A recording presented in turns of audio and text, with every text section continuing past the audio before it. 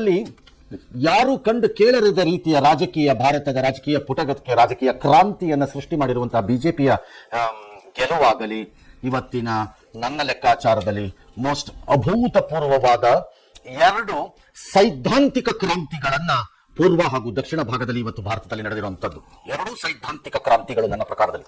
ಒಂದು ದ್ರಾವಿಡ ಸೈದ್ಧಾಂತಿಕ ಕ್ರಾಂತಿಯ ಕೋಟೆಯನ್ನ ನುಚ್ಚು ನೂರು ಮಾಡಿ ಹಾಕಿದ್ರೆ, ಇನ್ನೊಂದು ಕಡೆ ಎಡಪಂಥೀಯ ಚಿಂತನೆಯ ಸೈದ್ಧಾಂತಿಕ ಕ್ರಾಂತಿ ಇದನ್ನ ನುಚ್ಚು ನೂರು ಮಾಡಿ ಬಿಜೆಪಿ ಬಲಪಂಥೀಯ ಕಡೆಗೆ ಅದನ್ನು ತೆಗೆದುಕೊಂಡು ಬಂದಿರುವಂತಹ ಕ್ರಾಂತಿ ಮಾಡಿದೆ. ಈ ಎರಡು ಕ್ರಾಂತಿಗಳ ಮಧ್ಯೆ ಅಲ್ಲೊಂದು ಇಲ್ಲೊಂದು ಬೇರೆ ಕಥೆಗಳನ್ನು ನಿಮ್ಮ ಮುಂದೆ ಹೇಳ್ತಾ ಹೋಗ್ತಾ ಇದ್ದೀವಿ. ಇಡೀ ದೇಶ ಕಾಯುತ್ತಿದ್ದ ಇವತ್ತಿನ ಫಲಿತಾಂಶ ಹೀಗಿದೆ. ಪಶ್ಚಿಮ ಬಂಗಾಳದಲ್ಲಿ ಭಾರತೀಯ ಜನತಾ ಪಕ್ಷ ಬಹುಶಃ ನರೇಂದ್ರ ಮೋದಿ ಅವರೇ ತಮ್ಮ ಕೈಯನ್ನು ಚಿವುಟಿಕೊಂಡು ನೋಡುವ ರೀತಿಯಲ್ಲಿ ಸಂಖ್ಯೆ ಬಂದು ಕುತ್ಕೋತಾ ಇದೆ. ತುಂಬಾ ತಮಾಷೆನಪ್ಪ ನೀವು. I don't think even Modi thought. Of course ಅದು ಅಮಿತ್ ಶಾ ಹೇಳ್ತಾ ಇದ್ರು 200 ಸೀಟ್ ಬರ್ತೀವಿ, ನಾವು ಮಾಡ್ತೀವಿ ಅಂತ. ಅದು ಎಲ್ಲಾ ಪಕ್ಷಗಳು ಎಲ್ಲ ಸಾರ್ವಕಾಲಿಕವಾಗಿ ಹೇಳುವಂತಹ ಮಾತುಗಳು. ಮಿಷನ್ 150, ಮಿಷನ್ 140 ಈ ತರದಲ್ಲಿ. ಆದ್ರೆ 200 ನಿಜವಾಗಿಯೂ ದಾಟಿ 2/3 ಮೆಜಾರಿಟಿ ಕಡೆಗೆ ಹೋಗುತ್ತಿರುವಂತಹ ಭಾರತೀಯ ಜನತಾ ಪಕ್ಷ 2011ರಲ್ಲಿ ಶೂನ್ಯದಲ್ಲಿ ಇದ್ದಂತಹ ಪಕ್ಷ. 75 ವರ್ಷಗಳ ದೀರ್ಘ ಇತಿಹಾಸ ಹೊಂದಿದ್ದಂತಹ ಜನಸಂಘದ ಕಾಲದಿಂದ ತನ್ನ ಕನಸನ್ನ ಈಡೇರಿಸಿಕೊಳ್ಳಲಾಗದೆ ಒಳಗೆ ನರಳುತ್ತಿದ್ದಂತ ಭಾರತೀಯ ಜನತಾ ಪಕ್ಷ, ಅದರಲ್ಲೂ ಮೂಲ ಜನಸಂಘ ಹಾಗೂ RSS ಗಂಧ ಗಾಳಿ ಇರಬಹುದಾದವರೆಲ್ಲ ಇವತ್ತು ನನ್ನ ಪ್ರಕಾರದಲ್ಲಿ ಅವರವರಿಗೆ ತೋಚಿದಂತೆ ಸಂಭ್ರಮವನ್ನ ಮಾಡಿರಬಹುದು. ಪಶ್ಚಿಮ ಬಂಗಾಳ ಮತ್ತು ಕೇರಳದಲ್ಲಿ ಬಲಪಂಥೀಯ ಚಿಂತನೆಯ ಕಾರ್ಯಕರ್ತರು ಅನುಭವಿಸಿದಂತಹ ವಿಪರೀತವಾದ ಕೆಲವು ಅಟ್ರಾಸಿಟೀಸ್, ಅತ್ಯಾಚಾರಗಳು ಅಥವಾ ಹಿಂಸಾಚಾರ ಏನಿದೆ, ಆ ಕುಟುಂಬಗಳಲ್ಲೂ ಇವತ್ತು ನನಗೆ ಗೊತ್ತಿಲ್ಲ ಭಾವನೆ ಏನಿದೆ ಅಂತ. ಶ್ಯಾಮ ಪ್ರಸಾದ ಮುಖರ್ಜಿ ಅವರ ಜನಸಂಘ ಸ್ಥಾಪನೆ ಮಾಡಿದಂತಹ ವ್ಯಕ್ತಿ ಒಂದು ಕಡೆ, ಸದಾಕಾಲ ದೇಶ ದೇಶ ದೇಶ ದೇಶ ಎಂದು ಬೊಬ್ಬೆ ಹೊಡೆಯುವಂತಹ ಬಿಜೆಪಿಗೆ ಟಾಗೂರರ ರಾಷ್ಟ್ರಗೀತೆಯನ್ನು ಕೊಟ್ಟಂತಹ ಬಂಗಾಳ, ಸದಾಕಾಲ ವಂದೇ ಮಾತರಮನ್ನ ಪಠಿಸುತ್ತಾ ಕೂತುಕೊಳ್ಳುವಂತಹ ಬಿಜೆಪಿ ಅವರಿಗೆ ಬಂಕಿಂ ಚಂದ್ರ ಚಟರ್ಜಿ ಅವರು ಬಂದಂತಹ ಬಂಗಾಳ, ದೇಶದ ಏಕತೆ ಮತ್ತು ಹಿಂದೂ ಪುನರುತ್ಥಾನದ ಬಗ್ಗೆ ತನ್ನ ಜೀವನವನ್ನ ಅಷ್ಟು ಅದ್ಭುತವಾಗಿ ಕಳೆದಂತಹ ವಿವೇಕಾನಂದರ ಊರಾದ ಬಂಗಾಳ. ಇಲ್ಲಿ ಆ ಪಕ್ಷಕ್ಕೆ ಜಾಗ ಇರಲಿಲ್ಲ. ಆದ್ರೆ ಇವತ್ತು ಸಿಕ್ಕಿರುವ ಈ ಜಾಗ ಏನಿದೆ ಅದು ಅನ್ಬಿಲೀವಬಲಿ ಹೋದಂಗೆ ಇದೆ. ಮುತ್ತಿನಂತ ಮಾತಾಡದೆ ಅಳಿಮಯ್ಯ. 200ಕ್ಕೂ ಹೆಚ್ಚು ಸ್ಥಾನಗಳಲ್ಲಿ ಈಗ ತನ್ನ ಸಾಹಸವನ್ನ ಅದು ಮುಂದುವರಿಸಿದೆ. ಇನ್ನು ಮುಂದೆ ಎಲ್ಲಿಗೆ ಹೋಗಿ ನಿಲ್ಲತ್ತೆ ಅನ್ನೋದು ಗೊತ್ತಿಲ್ಲ. ಪಶ್ಚಿಮ ಬಂಗಾಳದ ಈ ಚುನಾವಣೆ ಇದು ಕೇವಲ ಒಂದು ಚುನಾವಣೆ. ಡೆಮಾಕ್ರಸಿ ಅಂದ್ರೆ ರಾಜಕೀಯದಲ್ಲಿ ಬರುತ್ತೆ, ಎಲೆಕ್ಷನ್, ಸೋಲ್ತಾರೆ, ಗೆಲ್ತಾರೆ, ಹೋಗ್ತಾರೆ, ಬರ್ತಾರೆ, ಇರ್ತಾರೆ, ಹೋಗ್ತಾರೆ, ದಾಟ್ಸ್ ಓಕೆ. ಆದರೆ ಪಶ್ಚಿಮ ಬಂಗಾಳದ ಈ ಚುನಾವಣೆಯ ಫಲಿತಾಂಶ ಏನಿದೆ ಇದು ದೀರ್ಘಕಾಲ ಪ್ರತಿಧ್ವನಿಸುತ್ತಾ ಇರುತ್ತದೆ, ಅತಿ ದೀರ್ಘಕಾಲ ಪ್ರತಿಧ್ವನಿಸುತ್ತಾ ಇರುತ್ತದೆ. ಅರ್ಥ ಮಾಡ್ಕೊಳ್ಳಿ ಮಾತುಗಳನ್ನ. ಬಂಗಾಳದಲ್ಲಿ ಬಿಜೆಪಿ ಗೆಲುವಿಗೆ ಕಾರಣಗಳೇನು ಅಂತ ಪಟ್ಟಿಯನ್ನ ಮಾಡ್ತಾ ಇದ್ದಾರೆ. 15 ವರ್ಷಗಳ ದೀರ್ಘಕಾಲ ಮಮತಾ ಬ್ಯಾನರ್ಜಿ ಅವರ ಆಡಳಿತ ಇದ್ದಂತಹ ಆಡಳಿತ ವಿರೋಧಿ ಅಲೆ, ಸರ್ಕಾರದ ವಿರುದ್ಧ ಪದೇ ಪದೇ ಎದ್ದಂತಹ ಭ್ರಷ್ಟಾಚಾರ, ನೇಮಕಾತಿ ಹಗರಣಗಳು, SIR ನಿಂದ ಅಕ್ರಮ ನುಸುಳುಕೋರರ ಮತಗಳು ಡಿಲೀಟ್ ಆಗಿದ್ದು, ಮೋದಿ ಮತ್ತು ಅಮಿತ್ ಶಾ ಅವರ ನೇತೃತ್ವದಲ್ಲಿ ಬಿಜೆಪಿ ಅಬ್ಬರದ ಪ್ರಚಾರವನ್ನು ಮಾಡಿದ್ದು ಅಷ್ಟೇ ಅಲ್ಲ, ಈ ಬಾರಿ ಬಂಗಾಳದಲ್ಲಿ RSS ತನ್ನ ಅದ್ಭುತವಾದಂತಹ ಪರಾಕ್ರಮವನ್ನು ಒಳಗಡೆ ತೋರಿಸಿದೆ. ಅಲ್ಲಿ ಮೊದಲೇ ಕೂತು ಅದನ್ನೆಲ್ಲ ಹೇಳೋದು ಸರಿಯಾಗಿ ಪ್ಲಾನ್ ಮಾಡಿದ್ದಾರೆ ಕೂತ್ಕೊಂಡು. ಇದರ entire scheme was very simple and straight. Between BJP ಕಳೆದ ಬಾರಿ ಅವ್ರಿಗೆ 77 ಸೀಟು ಏನೋ ಬಂದಾಗ, 70 ಚಿಲ್ಲರೆ ಏನೋ ಬಂದಾಗ, ಮತ್ತು TMCಗೆ 100 ಚಿಲ್ಲರೆ ಸೀಟು ಬಂದಾಗ their voting gap percentage was ಒಂದು 7-8% ಇತ್ತು. ಸೊ ಅವ್ರಿಗೆ ಗೊತ್ತಾಯ್ತು ಈ 7-8% ನಾವೆಲ್ಲಿ ಕ್ವಶನ್ ಮಾಡಿದ್ರೆ ಸರಿಯಾಗಿ ಆಗ ಆಟೋಮೆಟಿಕ್ ಆಗಿ ರಿಸಲ್ಟ್ ಉಲ್ಟಾ ಆಗತ್ತೆ ಇದು ಅಂತ. ಸೊ ಅದನ್ನ ಎಕ್ಸಾಕ್ಟ್ಲಿ ಮಾಡಿದ್ದಾರೆ, ಎಕ್ಸಾಕ್ಟ್ಲಿ ಕಿತ್ಕೊಂಡಿದ್ದಾರೆ. ಕರೆಕ್ಟ್ ಆಗಿ ಹೇಳ್ತಿದ್ದೀರಾ ನೀವು. ಎಕ್ಸಾಕ್ಟ್ಲಿ ಆಗಿರೋದು.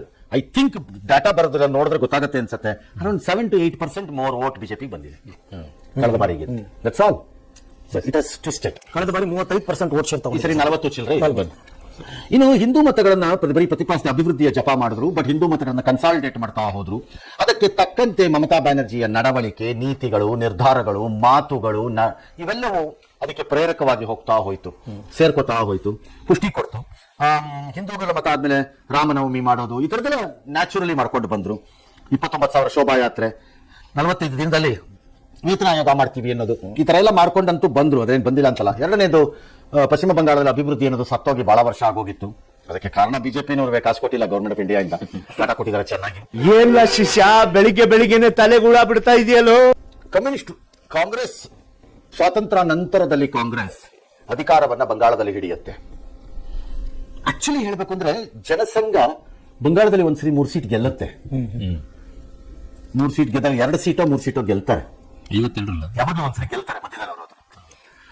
ಆದ್ರೆ ನಂತರದ ಕಾಂಗ್ರೆಸ್ ನನ್ನನ್ನು ಬಿಟ್ಟು ಯಾರು ಇಲ್ಲ ಅನ್ನೋ ಆರೋಗ್ಯನ್ಸ್ ಅಲ್ಲಿ ಇರುತ್ತೆ. ಅದನ್ನ ಮುರಿದಿದ್ದು ಗರ್ಭಭಂಗ ಮಾಡಿದ್ದು ಕಮ್ಯುನಿಸ್ಟರು. ಆ ಗರ್ಭಭಂಗ ಮಾಡಿ ಬಹು ಸಹಜವಾಗಿ ಜನ ಕಮ್ಯುನಿಸ್ಟರಿಂದ ಅಂದ್ರೆ ಎಡಪಕ್ಷಗಳಿಂದ ಸರಳತೆಯನ್ನು, ಸಂಭಾವಿತನವನ್ನು, ನಿಜವಾದ ಬಡವರ ಕೈ ಹಿಡಿದು ನಡೆಸುವಂತಹ ಕಾರ್ಯಗಳನ್ನು ಈ ತರದ್ದನ್ನು ನಿರೀಕ್ಷೆ ಮಾಡ್ತಾ ಇದ್ರು. ಕಾಲಾನಂತರದಲ್ಲಿ ಕಮ್ಯುನಿಸ್ಟ್ಗಳಿಗೆ ಅಧಿಕಾರದ ಮೇಲೆ ಅಧಿಕಾರ, ಎಲೆಕ್ಷನ್ ಆದ್ಮೇಲೆ ಎಲೆಕ್ಷನ್ ಜಯಗಳು ಬಂದಾಗ ದಿ ಟಿಪಿಕಲ್ ಆರೋಗೆನ್ಸ್ ಆಫ್ ಪವರ್ ಎಲ್ಲದಕ್ಕಿಂತ ಹೆಚ್ಚಾಗಿ ರಾಜಕಾರಣದಲ್ಲಿ ಮತ್ತು ರಾಜ್ಯಭಾರಗಳಲ್ಲಿ, ಅಂದ್ರೆ ನೀವು ಪುರಾಣಗಳಿಗೆ ಹೋದರೂ ಈ ರೌಡಿ ಎಲಿಮೆಂಟ್ಗಳ ಪಾತ್ರ ಕಾಣುತ್ತೆ. ರಾಕ್ಷಸರಿದ್ರಲ್ಲ ಆಗ. ರೌಡಿ, ಐ ಡೋಂಟ್ ಸೇ ರಾಕ್ಷಸರನ್ನ ನಾನು ರೌಡಿ ಎಲಿಮೆಂಟ್ಸ್ ಅಂತ ಕರೆಯಲ್ಲ. ಅವ್ರನ್ನ ಸಜ್ಜನರು ಅಂತ ನೀವು ಕರ್ಕೊಳ್ಳುವಂತಹ ಅದ್ರೊಳಗಡೆ ಈ ತರ ಮಾಡೋರು ರೌಡಿ ಎಲಿಮೆಂಟ್. ಅವ್ರನ್ನ ಹಂಗೆ ಕರೆಯಕದ. ಈ ರೌಡಿ ಎಲಿಮೆಂಟ್ಗಳನ್ನ ರಾಜಕೀಯ ಪಕ್ಷಗಳು ಎಲ್ಲಿ ಇಟ್ಟಿರಬೇಕೋ ಅಲ್ಲಿ ಇಟ್ಟಿರಬೇಕು ನೀವು. ಆದ್ರೆ ಕಮ್ಯುನಿಸ್ಟ್ ಅಲ್ಲಿ ಏನಾಯ್ತು ಅಂದ್ರೆ ಆ ರೌಡಿ ಎಲಿಮೆಂಟ್ಗಳು ಮೈನ್ ಸ್ಟ್ರೀಮ್ ಪಾಲಿಟಿಕ್ಸ್ ಒಳಗೆ ಬಂದ್ರು. ಸ್ಟಾರ್ಟ್ ಆಯ್ತು ಅವ್ರ ಅಧಿಕಾರ. So naturally their politics changed. It turned from ಜನರನ್ನ ಒಪ್ಪಿಸುವುದಕ್ಕಿಂತ ಬೆದರಿಸುವ ಕಡೆಗೆ ಹೋಯ್ತು. ಅರ್ಥ ಆಯ್ತು ಅನ್ಸುತ್ತೆ. ರೈಟ್. ಬಂಗಾಳ ಎಂದೆಂದಿಗೂ ಭಯದಲ್ಲಿ ಮತವನ್ನ ಹಾಕಿದೆ. ಬಂಗಾಳದಲ್ಲಿ ಎಂದೆಂದಿಗೂ ಹಿಂಸಾಚಾರವೇ ರಾಜಕೀಯ ಅನ್ನೋ ನಿರ್ಧಾರಕ್ಕೆ ಬಂದ್ಬಿಟ್ಟಿದ್ದಾರೆ ಜನ. ಸಾವಿಲ್ಲದೆ ಚುನಾವಣೆ ನಡೆದಿಲ್ಲ. ಇಲ್ಲ, ಹಾಗಾಗಿ ಕಮ್ಯುನಿಸ್ಟರು ಹಂಗಾದ್ರು. ಇದನ್ನ ನೋಡಿದ್ದ ಜನಕ್ಕೆ ರಕ್ತ ಕುದೀತಿತ್ತು, ಅವಕಾಶ ಬೇಕಿತ್ತು. ನಾನು ಇದನ್ನ ಒಂದು ಉದಾಹರಣೆಗೆ ಕೊಟ್ಟಿದ್ದೆ ಅನ್ಸುತ್ತೆ, ಹಿಂದೆ ಮುಂದೆ ಯಾವಾಗ್ಲೂ ಒಂದ್ಸರಿ. ಸುಮ್ಮನೆ ಅಂದ್ರೆ ಉದಾಹರಣೆಗೆ, ಅವ್ರ ಬಗ್ಗೆ ಕೆಟ್ಟ ಅಭಿಪ್ರಾಯಕ್ಕೆ ಏನಕ್ಕೂ ಅಲ್ಲ ನಾನು ಹೇಳ್ತಿರೋದು. ಎಕ್ಸ್ ಅಥವಾ ಬೇರೆ ಹೆಸರೇ ಬೇರೆ ಮಾಡಬೇಡ. ಎಕ್ಸ್ ರವೀಶ್ ಇದ್ದಾರೆ, ಯಾವುದೋ ಒಂದು ಕಾನ್ಸ್ಟಿಟ್ಯೂಯನ್ಸಿಲಿ ಅವರು 6 ಸರಿನೋ 7 ಸರಿನೋ ಗೆದ್ದು ಬರ್ತಿದ್ದಾರೆ. ನಾನಲ್ಲಿ ಆ ಮತದಾರ. ನನ್ನನ್ನು ಬಂದು ಯಾರು ಗೊತ್ತಾಗ್ತೀರಿ, ಯಾರ್ಗ್ ಹಾಕಿದ್ರೆ ಅವನೇ ಗೆಲ್ಲೋದು ರವೀಶ್. ನಾನು ಯಾರ್ಗ್ ಹಾಕಿದ್ರೆ ಎಷ್ಟು ಬಿಡಿ ಸರ್, ಆ ಮನಸ್ಥಿತಿಗೆ ಈ ಮನಸ್ಥಿತಿಗೆ ಬಂದು ಬಿಡ್ತೀನಿ. ಒಂದು ವೇಳೆ ನಾನು ತಿರುಗಿ ನಿಂತು ಹಾಕಿದ್ರೆ ನಾಳೆ ಬೆಳಿಗ್ಗೆ ನನ್ನ ಮನೆ ಮೇಲೆ ಕಲ್ಲು ಬೀಳುತ್ತೆ, ಬೆಂಕಿ ಬೀಳುತ್ತೆ. ನನ್ನ ಮಗಳು ಶಾಲೆಗೆ ಹೋಗ್ತಾ ಇದ್ರೆ ಅವ್ನು ಎಳ್ಕೊಂಡು ಹೋಗುವಂತ ಪ್ರಯತ್ನ ನಡೆಯುತ್ತೆ. ನನ್ನ ಜಮೀನಿನ ಸುಮ್ಮನೆ ಒತ್ತುವರಿ ಮಾಡಿಸ್ತಾರೆ, ನನ್ನ ಗಾಡಿಗೆ ಬೆಂಕಿ ಹಾಕ್ತಾರೆ. ಅಷ್ಟು ಆಳವಾಗೋಗಿರ್ತಾರವಳು. ನನಗೆ ಯಾಕ್ರಿ ಬೇಕು ಅಂತ. ಆದ್ರೆ ಒಂದು ಸರಿ ಎಲೆಕ್ಷನ್ ಬಂದಾಗ ಅವರೊಬ್ರು, ಇಲ್ಲ ಒಬ್ಬ ಬಂದಿದ್ದಾನಂತೆ ಹೊಸಪ, ಅವ್ನು ರವೀಶ್ ಸರ್ ಯಾಕೆ ಕೊಡ್ತಿದ್ದಾನಂತೆ ಸರ್ ಏಟನ್ನ, ಅವ್ನು ಗೆದ್ಬಿಡ್ಬೋದಂತೆ ಈ ಸರಿ ಸಾರ್, ಎಲ್ಲರೂ ಜನ ಎದ್ಬಿಟ್ಟಿದ್ದಾರೆ. ಹೌದಾ, ನಂದು ಒಂದು ಓಟ್ ಹಾಕಿ ಮಾಡ್ತೀನಿ ಸರಿ ಅಂತ ಅವನಿಗೆ ವಿಶ್ವಾಸ ಬರುತ್ತೆ. That's exactly what happened with TMC against the communist. Communist last the conversation. ಇದ್ರ ಕಳ್ಕೊಂಡ್ಬಿಟ್ರು. ನಾನ್ ಬರೋದು ಗ್ಯಾರಂಟಿ. ಎಕ್ಸಾಮ್ಗೆ ಹೋಗದೆ ನನಗೆ 99 ಮಾರ್ಕ್ ಬರುತ್ತೆ ಅಂದ್ರೆ ಆ ಮಗು ಮನೋಸ್ಥಿತಿ ಹೇಗಿರಬೇಕು, ಯಾಕೆ ಕಷ್ಟಪಡ್ಬೇಕು, ಹೆಂಗಿರ್ಬೇಕು ಲೆಕ್ಕ ಹಾಕೊಳ್ಳಿ ಅಲ್ವೇ? ಹಾಗಾಗಿ TMC ಬಂದಾಗ ಜನ ಓಟ್ ಹಾಕಿದ್ರು. TMC biggest mistake, I will say it today. You came against the communist but you became communist.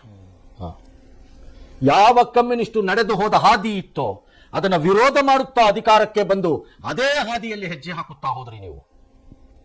ಅದರ ಪರಿಣಾಮವನ್ನ ಇವತ್ತು ಅನುಭವಿಸ್ತಾ ಇದ್ದೀರಿ. ಅಂದ್ರೆ ಜನಕ್ಕದ ಅರ್ಥ ಆಗಕ್ಕೆ 15 ವರ್ಷ ಬೇಕಾಯ್ತು. ಬೆಳಿಗ್ಗೆ ಒಂದು ಇನ್ನೊಂದು ಮಾತು ಹೇಳ್ತಾ ಇದ್ದಾರೆ. ಏನದು? ಕಮ್ಯುನಿಸ್ಟ್ ಟೈಮಲ್ಲಿ ರೌಡಿಗಳು ಒಳಕ್ಕೆ ಬಂದ್ರು, ಬಟ್ TMC ಟೈಮಲ್ಲಿ ರೌಡಿಗಳೇ ರಾಜಕಾರಣಿಗಳಾಗ್ಬಿಟ್ರು. ಅದು ಎಂಟರ್ಟೈನ್ ಮಮತಾ ಮಾಡಿದ್ರು. Exactly, she is responsible for it. ನಾಯಕನಾದವ್ರು ಗೆದ್ದಿದ್ದನ್ನು ಮಾತ್ರ ಅಲ್ಲ, ಸೋತಾಗ್ಲೂ ತಗೋಬೇಕು ತೀರ್ಮಾನ. सबका साथ सबका विकास इनमें हिंदुओं के साथ हिंदुओं के विकास, देशद्रोहियों के लात.